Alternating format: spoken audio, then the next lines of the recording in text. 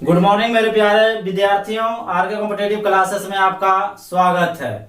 आज हम आपके लिए एक बहुत ही महत्वपूर्ण टॉपिक लाए हैं, वो है प्रमुख पुरस्कार और उससे संबंधित क्षेत्र। इससे बहुत सारे सवाल पूछे जाते हैं, आपने देखा भी होगा। रहता आसान है मगर कभी कभी आप परीक्षा के दौरान भूल जाते हैं।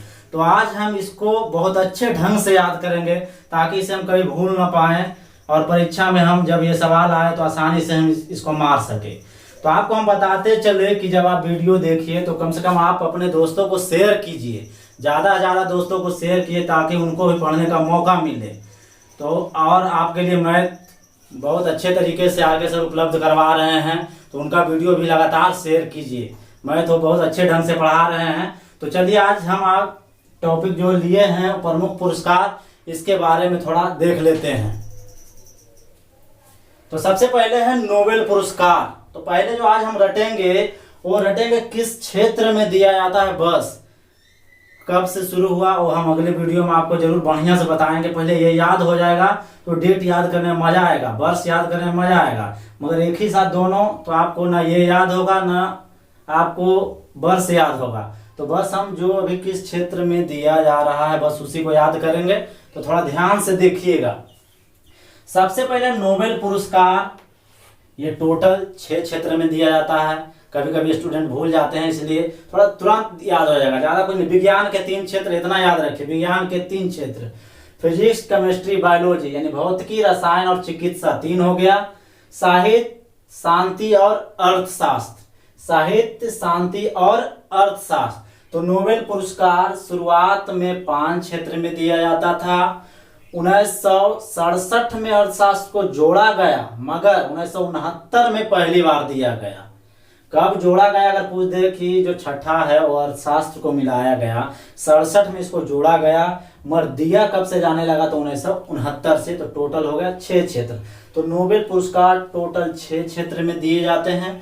शुरुआत में 5 और एक जो जुटा वो था अर्थव्यवस्था, जोड़ा गया 1967 में और पहली बार पुरस्कार दिया गया 1969 में। तो 6 क्षेत्र में सबसे पहले आप रखिएगा भौतिकी, रसायन और चिकित्सा यानी विज्ञान के 3। उसके बाद साहित्य, शांति, अर्थशास्त्र, साहित्य, शांति और अर्थशास्त्र। तो अब आपको याद हो गया 6 क्षेत्र। तो टोटल 6 क्षेत्र में भौतिकी, रसायन, चिकित्सा 3, साहित्य 4, शांति 5, अर्थशास्त्र 6। तो नोबेल पुरस्कार टोटल 6 क्षेत्रों में। पुलित्जर पुरस्कार जो दिया जाता है वो दिया जाता है पत्रकारिता के क्षेत्र में। किस क्षेत्र में? तो पत्रकारिता। तो पुलित्जर पुरस्कार, ये पुलित्जर जो थे अमेरिकन नागरिक थे, उन्हीं के नाम पर 1917 से पत्रकारिता में दिया जा रहा है। तो पुलित्जर पुरस्कार पत्रकारिता से, पुलित्जर पुरस्कार पत्रकारिता के क्षेत्र में दिया जाता है। ऑस्कर तो आप सुने ही होंगे, हमेशा हर साल आता है ऑस्कर पुरस्कार किसको मिला किसको मिला। तो ये ऑस्कर पुरस्कार फिल्म में सबसे बड़ा पुरस्कार है, ऑस्कर पुरस्कार। तो ऑस्कर पुरस्कार जो दिया जाता है वो फिल्म के क्षेत्र में दिया जाता है। तो ऑस्कर पुरस्कार हो गया फिल्म के क्षेत्र में। अब भारत में जो सबसे बड़ा फिल्म के क्षेत्र में दिया जाता है वह है दादा साहब फाल्के। फिल्म जगत के, जो भारत में फिल्म जगत की शुरुआत किया किसने? तो दादा साहब फाल्के के द्वारा किया गया था। उन्हीं के नाम पर यह पुरस्कार शुरू किया गया था। तो ऑस्कर फिल्म के क्षेत्र में, दादा साहब फाल्के फिल्म के क्षेत्र में। ग्रैमी, ग्रैमी में मी आ रहा है, मी माने म्यूजिक। तो ग्रैमी में मी आया तो मी माने म्यूजिक, तो म्यूजिक माने संगीत। तो ग्रैमी किस क्षेत्र में? संगीत के क्षेत्र में दिया जाता है। मान बुकर, ये भी आपको याद होगा, आप हमेशा पेपर में पढ़ते हैं, किताब में। यह हमेशा मान बुकर पुरस्कार 2018 ऐसे कर करके 2019, 2020 ये साहित्य के क्षेत्र में दिया जाता है। तो मान बुकर पुरस्कार जो दिया जाता है वो साहित्य के क्षेत्र में दिया जाता है। कलिंग पुरस्कार, विज्ञान लिखेगा या विज्ञान प्रौद्योगिकी लिखेगा। तो कलिंग पुरस्कार जो दिया जाता है वो विज्ञान के क्षेत्र में दिया जाता है। तो कलिंग पुरस्कार आपसे पूछेगा किस क्षेत्र में दिया जाता है? तो विज्ञान के क्षेत्र में। आगे तो हम अभी रट रहे थे मान बुकर पुरस्कार साहित्य के क्षेत्र में। ज्ञानपीठ, ये भी साहित्य के क्षेत्र में। ज्ञानपीठ साहित्य के क्षेत्र में। तो मान बुकर हो गया साहित्य, ज्ञानपीठ साहित्य। अब ज्ञान देने वाला है सरस्वती जी, देने वाली हैं। तो ज्ञानपीठ साहित्य, तो सरस्वती सम्मान भी साहित्य, तो ज्ञान और सरस्वती जी तो हो गए सरस्वती सम्मान भी किस क्षेत्र में, तो साहित्य के क्षेत्र में। साहित्य का एक और है, इधर ध्यान दीजिएगा, व्यास सम्मान। तो व्यास सम्मान जो है वो साहित्य के क्षेत्र में है, साहित्य के क्षेत्र में। तो साहित्य वाला पर एक बार फिर से ध्यान दीजिएगा, मान बुकर पुरस्कार साहित्य, ज्ञानपीठ साहित्य, ज्ञान कौन देते हैं, सरस्वती जी देते हैं, साहित्य, और सरस्वती जी जब ज्ञान देते हैं तो व्यास गाने बजाने वाले बजाते हैं तो वो भी व्यास साहित्य के क्षेत्र में। तो साहित्य वाला आपको एकदम याद हो गया होगा, मान बुकर साहित्य, ज्ञानपीठ साहित्य, सरस्वती सम्मान साहित्य और व्यास सम्मान भी साहित्य के क्षेत्र में दिया जाता है। और एक और है वाचस्पति, ये संस्कृत साहित्य, तो शब्द से लग रहा है वाचस, ऐसे पढ़े होंगे संस्कृत में आप, वाचस, तो वाचस्पति हो गया संस्कृत साहित्य। तो वाचस्पति भी साहित्य में दिया जाता है, मगर केवल और केवल संस्कृत साहित्य में दिया जाता है। तो यहां तक हम फिर से एक बार देख लेते हैं, थोड़ा ध्यान दीजिएगा। नोबेल टोटल 6 क्षेत्र, उसमें 3 पहले रखेंगे, फिजिक्स, केमिस्ट्री, बायोलॉजी 3, साहित्य, शांति और अर्थव्यवस्था, इसमें शुरू में 5, लास्ट में जो जुटा वो अर्थव्यवस्था जुटा। पुलित्जर पत्रकारिता के क्षेत्र में, ऑस्कर फिल्म और दादा साहब फाल्के भी फिल्म में म्यूजिक की जरूरत है तो ग्रैमी में माने म्यूजिक। कलिंग पुरस्कार विज्ञान, कलिंग पुरस्कार पूछेगा विज्ञान। उसके बाद था मान बुकर तो साहित्य, ज्ञानपीठ साहित्य, सरस्वती सम्मान साहित्य, व्यास सम्मान साहित्य और वाचस्पति संस्कृत साहित्य। आगे आप ध्यान दीजिएगा, कबीर जी का नाम भी आप सुने हैं, समाज सेवा खूब किए हैं, तो कबीर सामाजिक सद्भाव, तो कबीर पुरस्कार आपसे पूछेगा तो सामाजिक सद्भाव हो जाएगा।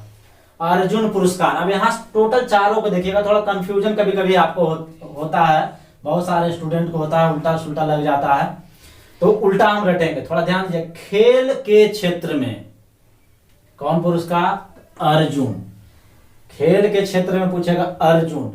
खेल के जो प्रशिक्षक होता है उनको दिया जाता है द्रोणाचार्य, तो चेला को अर्जुन और गुरु को द्रोणाचार्य। तो खेल खेलने वाले को अर्जुन पुरस्कार और खेल शिक्षा सिखाने वाले को द्रोणाचार्य पुरस्कार। खेलों में सराहनीय प्रदर्शन, खेलों में सराहनीय यानी अति अधिक बढ़िया प्रदर्शन करने के लिए राजीव गांधी खेल रत्न, भारत में खेल के क्षेत्र में सबसे बड़ा पुरस्कार है राजीव गांधी खेल रत्न। तो खेलों में सराहनीय प्रदर्शन के लिए दिया जाता है राजीव गांधी खेल रत्न। उसके बाद है खेलों में जीवन भर उपलब्धि, तो जीवन भर उपलब्धि के लिए खेल में पूरा ध्यान लगाना पड़ेगा, तो ध्यान पूरा लगाएंगे, जीवन भर लगाएंगे तो ध्यानचंद मिलेगा, तो ध्यानचंद पुरस्कार खेलों में जीवन भर उपलब्धि के लिए। तो खेल वाला पर ध्यान दीजिए, खेल के क्षेत्र में अर्जुन, खेल प्रशिक्षक द्रोणाचार्य, खेलों में सराहनीय प्रदर्शन तो राजीव गांधी खेल रत्न, और खेल में जीवन भर उपलब्धि प्राप्त करना है तो उसके लिए ध्यान तो लगाना पड़ेगा, तो ध्यानचंद पुरस्कार। भटनागर पुरस्कार दिया जाता है विज्ञान के क्षेत्र में, किस क्षेत्र में, तो विज्ञान के क्षेत्र में, तो भटनागर पुरस्कार हो गया विज्ञान के क्षेत्र में। धन्वंतरी का नाम आप सुने होंगे, चंद्रगुप्त द्वितीय के दरबार में महान आयुर्वेदाचार्य धन्वंतरी रहते थे, तो आयुर्वेद चिकित्सा से संबंधित शब्द है, तो धन्वंतरी पुरस्कार किस क्षेत्र में, चिकित्सा के क्षेत्र में। बोरलॉग शब्द आ रहा, बोर माने बोरिंग लगाएंगे खेती करने के लिए यानी कृषि, तो कृषि में ज्यादातर पैदावार उगाने के लिए बोरलॉग पुरस्कार, तो बोरलॉग पुरस्कार किस क्षेत्र में, तो समझ लीजिए कृषि के क्षेत्र में।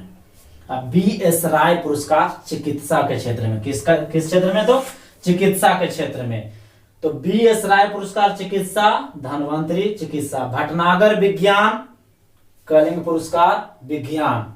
तो आपको इतना बहुत बढ़िया से समझ आया होगा और हम उम्मीद करते हैं कि ये सब सवाल आपको याद हो गए होंगे। अगर याद शुरू से आप देख रहे हैं अंत तक नहीं हुआ हो तो एक बार इस वीडियो को और देखिएगा ताकि आपको ये बढ़िया से याद हो जाएगा। और याद करने का जो हम तरीका बताएं उस पर आप एक बार फॉलो बढ़िया से कीजिएगा, तो इस तरीके से आप आराम से सवाल को याद कीजिएगा।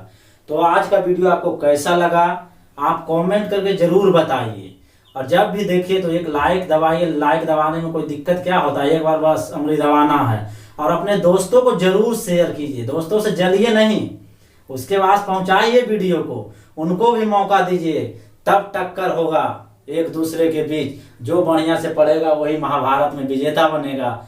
तो आज का क्लास कैसा लगा? बहुत बहुत धन्यवाद।